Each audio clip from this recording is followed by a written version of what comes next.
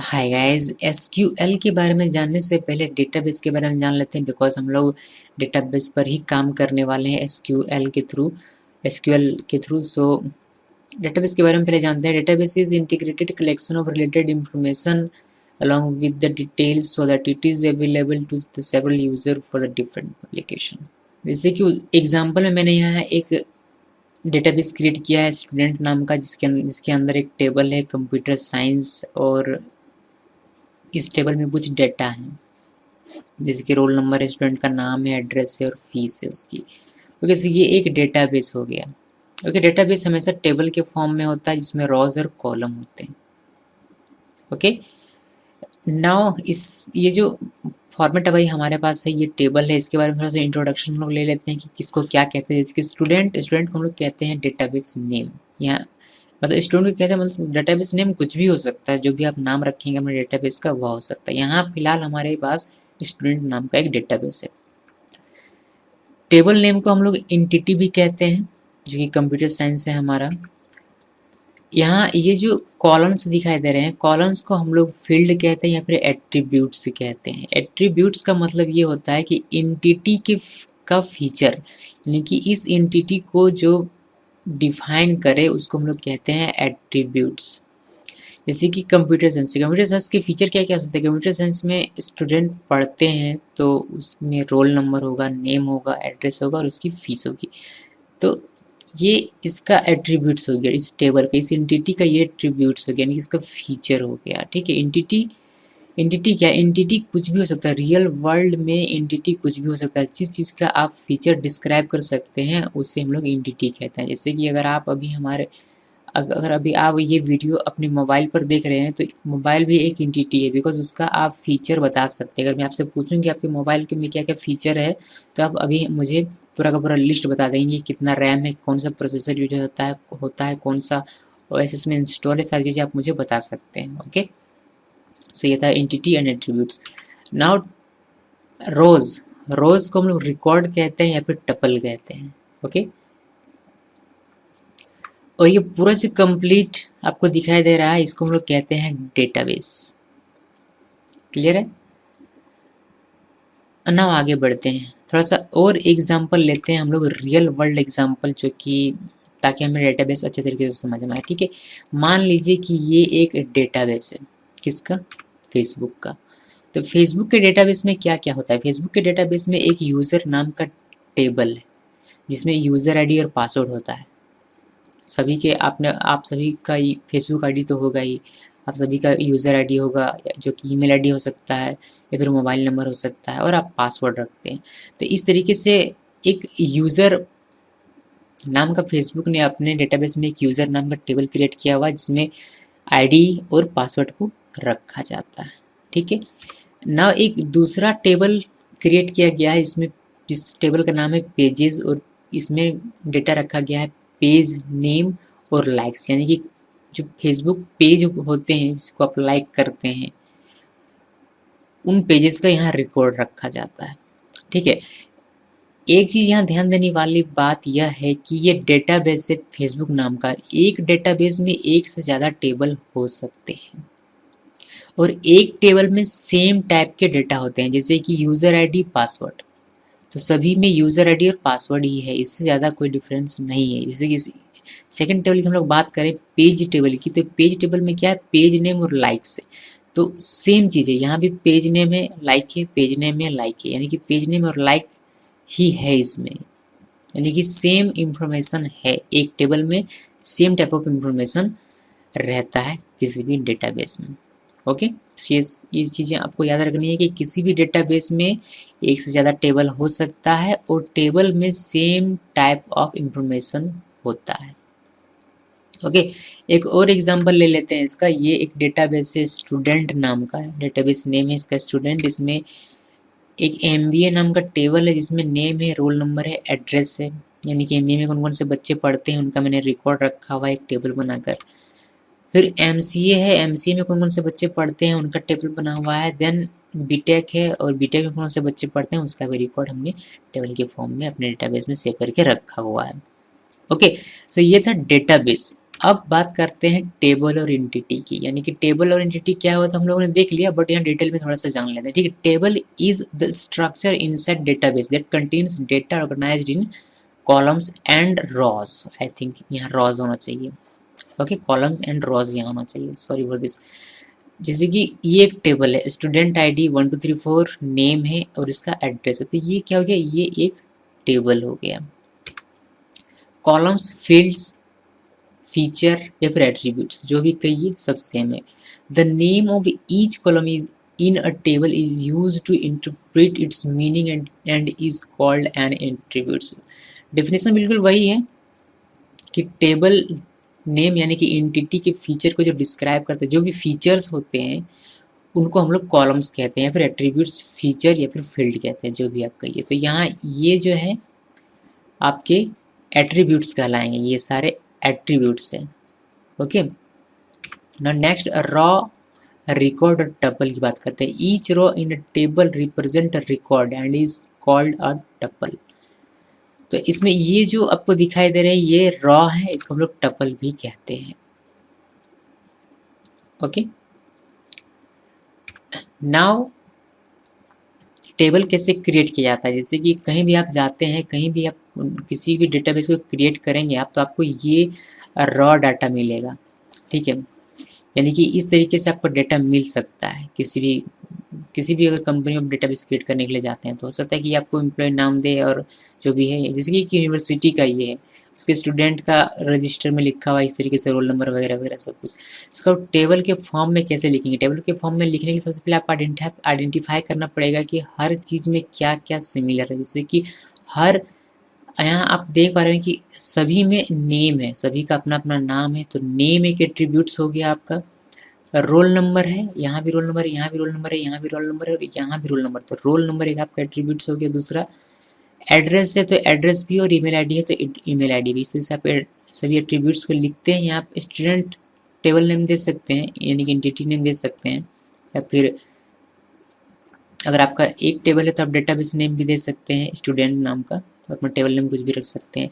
और नेम आप आइडेंटिफाई करते हैं कि इसमें से नाम कौन कौन सा है, और उसको नाम को 1 बाय 1 आप यहाँ लिखते हैं। देन उसी तरह रोल नंबर को लिखते हैं, एड्रेसेस को लिखते हैं और ईमेल आईडी को लिखते हैं, और इस तरीके से आप एक टेबल क्रिएट करते हैं अपने डेटाबेस में। ओके, प्रैक्टिकली हम लोग देखेंगे, बट लॉजिकली यही है कि डेटाबेस में टेबल कैसे क्रिएट किया जाता है। ओके, ना नेक्स्ट बात करते हैं डेटाबेस मैनेजमेंट सिस्टम की, जिसका हम लोग यूज़ करेंगे डेटाबेस को क्रिएट करने के लिए। DBMS is the software system that allows the access to the data in the database. ये आपका डेटाबेस है, डेटाबेस और यूज़र के बीच इंटरफेस का काम करता है DBMS। DBMS एक्चुअली में है क्या? DBMS एक सॉफ्टवेयर है। जैसे कि कौन कौन सा सॉफ्टवेयर है, जैसे कि DBAS, Microsoft Access, LibreOffice Base, FoxPro, ये सारे एग्जाम्पल हैं DBMS के। हालांकि अगर देखा जाए तो माइक्रोसॉफ्ट ऑफिस एक्सेस अब DBMS और RDBMS, इसका हम लोग थोड़ी देर जानेंगे RDBMS क्या होता है। माइक्रोसॉफ्ट ऑफिस एक्सेस जो है DBMS भी हो और RDBMS भी है अभी करंट में। ओके, बट सिंपली इतना जान लीजिए कि ये सारे DBMS हैं। ओके, नाउ देखते हैं कि RDBMS क्या होता है, रिलेशनल डेटाबेस मैनेजमेंट सिस्टम, जिसको हम लोग RDBMS कहते हैं। RDBMS avoided the navigation model as in old DBMS and introduced relational model. The relational model has relationship between tables using primary keys, foreign keys and indexes. Thus, the fetching and storing of data become faster than the old navigation model. RDBMS is useful to efficiently manage vast amount of data and is used in large business application. RDBMS के examples हैं SQL server, Oracle, MySQL, MariaDB और SQLite। Okay, ठीक है, यहाँ तक तो clear है। Now DBMS और RDBMS में डिफरेंस क्या है, क्यों RDBMS का करंट अभी RDBMS का ज़्यादा यूज़ किया जाता है। क्यों? क्योंकि RDBMS का यूज़ हम लोग वास्ट अमाउंट ऑफ डेटा में कर सकते हैं, यानी कि लार्ज अमाउंट ऑफ डेटा आपके पास है तो आप RDBMS का यूज़ करते हैं। अगर शॉर्ट कम कम डेटा है आपके पास तो आप DBMS से काम चला सकते हैं। ओके, ये डिफरेंस होता है RDBMS में और DBMS से। DBMS में आप टेबल्स के बीच रिलेशनशिप नहीं क्रिएट कर सकते हैं, लेकिन RDBMS में आप टेबल्स के बीच रिलेशनशिप क्रिएट कर सकते हैं using keys, primary keys, foreign की और इंडेक्सेस। प्राइमरी की, फॉरेन की, कंटेंट की, ये सारे कीज क्या होते हैं इसके बारे में हम लोग बाद में जानेंगे, बट फिलहाल इतना जान लीजिए कि DBMS में हम लोग टेबल्स के बीच रिलेशनशिप नहीं बना सकते हैं और RDBMS में हम लोग टेबल्स के बीच रिलेशनशिप बना सकते हैं, जिसकी वजह से retrieving data and storing data fast हो जाता है कंपेयर टू DBMS। इसीलिए अभी RDBMS को ज़्यादा यूज़ किया जाता है। सो हम लोग भी RDBMS सॉफ्टवेयर का ही यूज़ करेंगे, जो कि होगा मे बी MySQL। ओके, सो ये है relational database management system. Okay, now जानते हैं कि स्ट्रक्चर्ड क्यूरी लैंग्वेज यानी कि SQL क्या है। It is commonly used with all relational database for data definition and manipulation. ये एक लैंग्वेज है जिस तरीके से C++ था प्रोग्रामिंग लैंग्वेज, ये उससे काफ़ी डिफरेंट है। उस तरीके का तो लैंग्वेज बिल्कुल भी नहीं है, बट यह समझाने के लिए मैं आपको बता दे रहा हूँ कि ये उसी तरह का है, बट उस तरह का है नहीं है। समझाने के लिए मैं इसलिए बता रहा हूँ बिकॉज आप SQL का मीनिंग जान लीजिए कि ये भी एक लैंग्वेज ही है, बट स्ट्रक्चर्ड क्यूरी लैंग्वेज है जो कि प्रोग्रामिंग लैंग्वेज से थोड़ा हटकर है।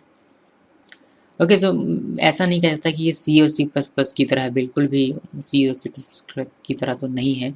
ठीक है, SQL में हम लोग डेटाबेस में जो डेटा क्रिएट करते हैं उसमें अपडेट कर सकते हैं, उसको मैनिपुलेट कर सकते हैं SQL का यूज़ करके। Okay, feature of SQL, it is a non procedural language. दूसरा है it is an English like language. जब हम लोग इसका कमांड देखेंगे, जब इसका स्टेटमेंट देखेंगे तो आपको पता चलेगा कि ये कितना ईजी है। इसके जो स्टेटमेंट्स होते हैं बिल्कुल इंग्लिश वर्ड की तरह ही होते हैं। इसमें आपको बहुत ही ज़्यादा दिमाग लगाने की बिल्कुल भी आवश्यकता नहीं पड़ेगी, याद रखने की आवश्यकता नहीं पड़ेगी इसके कमांड्स को। ओके, ये इंग्लिश लैंग्वेज की तरह होता है। It can process a single record as well as set of records at a time. All SQL statements define what is to be done rather than how it is to be done. SQL has facilities for defining database views, security and transaction, etc. Okay, सो ये था SQL के बारे में जानकारी। अब आगे हम लोग प्रैक्टिकली देखेंगे। अगर बीच बीच में कुछ थ्योरेटिकली हमें जानने की आवश्यकता पड़ती है तो बेशक हम उसके बारे में भी जानकारी हासिल करेंगे। अगर कोई थ्योरी हमें मिलता है जो कि हमें थ्योरी करना चाहिए तो हम उसके बारे में भी देखेंगे। ओके, फिलहाल के लिए इतना थ्योरी काफ़ी है। ठीक है, एक जो थ्योरी मेरे दिमाग में आ रहा है वो कीज़ आ रहा है, लेकिन कीज़ के बारे में हम लोग बाद में बात करेंगे। जैसे कि प्राइमरी की है, ग्रेडेड की है, यूनिक की है, सेकेंडरी की है। ये बहुत सारे कीज़ होते हैं जिसका टेबल में यूज़ किया जाता है। किस पर्पज़ के लिए ये मैं आपको बताऊंगा जब हम लोग कीज़ के बारे में पढ़ेंगे तब। बट फिलहाल हम लोग प्रैक्टिकल चीज़ स्टार्ट करेंगे और देखेंगे कि कैसे डेटाबेस क्रिएट किया जाता है, कैसे टेबल क्रिएट किया जाता है। ओके, देन हम लोग कीज़ के बारे में बात करेंगे बाद में। ओके, और एक इम्पॉर्टेंट बात कि यहाँ मैं MySQL यूज़ करूँगा, RDBMS सॉफ्टवेयर।